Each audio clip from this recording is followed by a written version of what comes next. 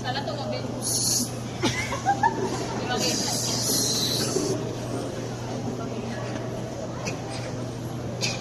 May anunsyo. Buntis. Buntis siya. Sino, Mama?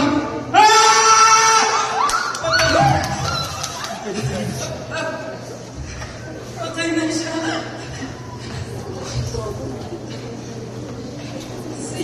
Sinong pumatay sa kanya? Ikaw? Kayo? Kilala niyo ba? Wala. Sorry? Babalo. Hindi lahat ng nababasa at narinig ang nakikita ay nangyari talaga. Mag-ingat ka. Baka isa ka sa mabiktima.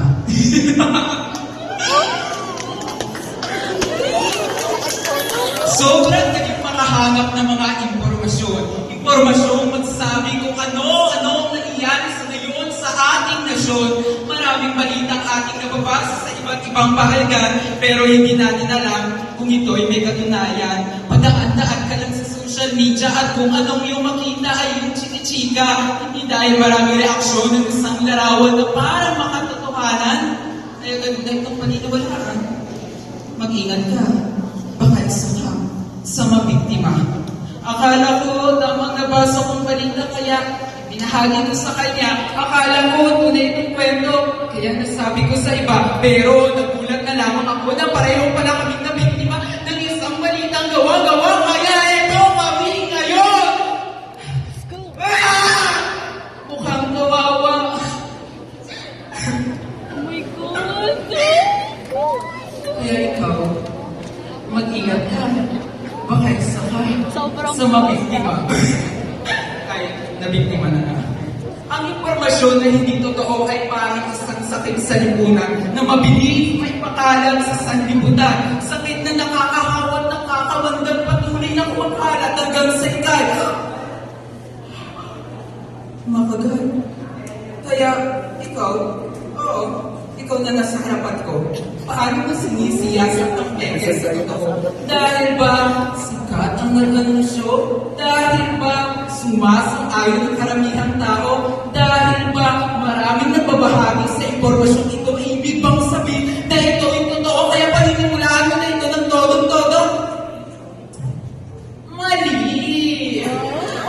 Maraming paraan para masabi na ito'y tiyak. Maraming paraan para masabi na ito'y karapat-dapat. Karapat-dapat ay pagsabi si nakakarami. Karapat-dapat ang ipagsabi para sila'y mapabuti.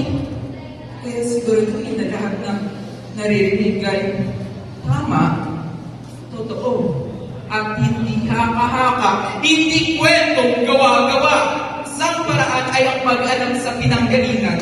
Ito ba ay mapagkakatiwalaan o pinapaikot lamang ang iyong isipan?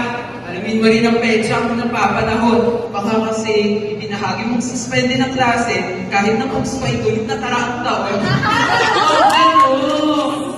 Huwag lang kasi sa heading na kasa. Baka kasi pamukaw lang ito ng ating mga mata. Diba? Pamukaw na yan! Iba yung... Tandaan mo, maraming taong magaling bumasa. Pero hindi lang ang taong marunong umunawa sa kanilang binabasa.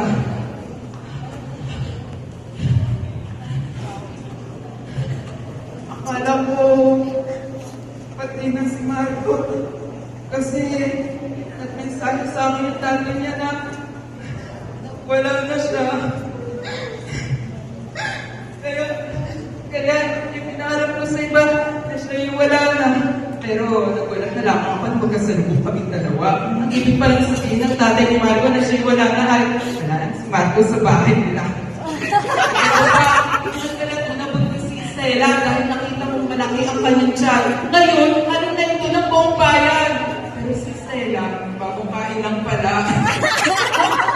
Pala, wala ka sa nakikita. Pinakalan ng kwento kahit kulang-kulang pang ebidensya.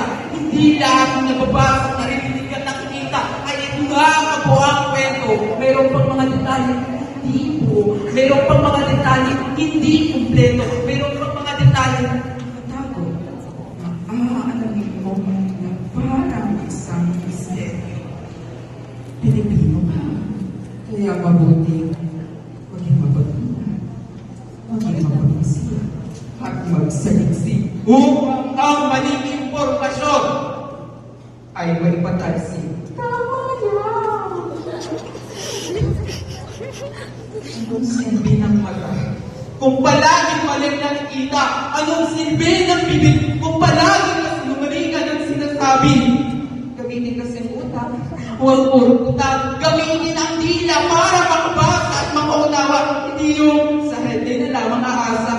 Gamitin ang patinig upang makinig ng dalawang panig. Upang ang katunayan, tama, totoo, ay malaki.